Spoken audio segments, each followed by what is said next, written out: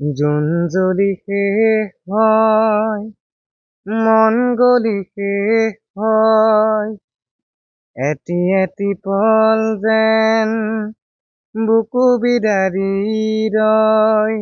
তুমি নাহিলে সোণ ৰাতিও নুপুৱাই, শালিকি পুৱাই ৰ'দালি দেখিলে তোমালৈ মোৰ মনতে পৰে।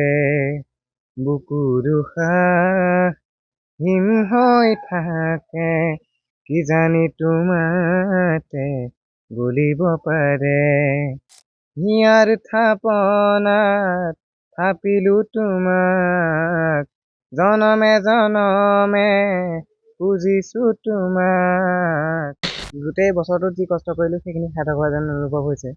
ভৱিষ্যতে মই চায়েন্সত পঢ়িম বুলি ভাবিছো, বাকী তেনেকে ইমান ভবা নাই। আৰু মই সফল হোৱা কৰ্তৃত্বখিনি মই মোৰ শিক্ষাগুৰুসকল আৰু মোৰ পৰিয়ালৰ পিতৃ মাতৃ আৰু মোৰ বিশেষকৈ আইতাক দিব বিচাৰিছো।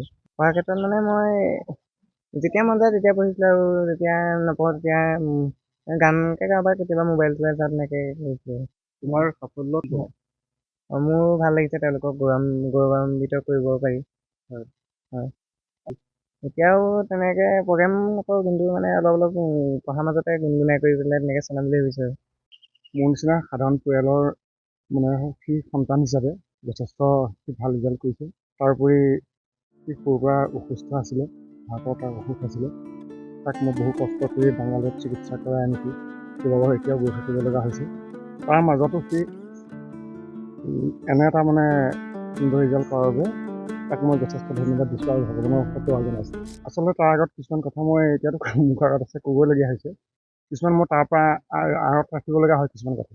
আজি ধৰক তাৰ কিতাপ এখন নাইকিয়া হয়, কিন্তু মোৰ হাতত সেইদিনা পইচা নাথাকে, টকা পইচা নাথাকে, কিন্তু সেইটো তাৰ ওচৰত মই ধৰা নিদিওঁ।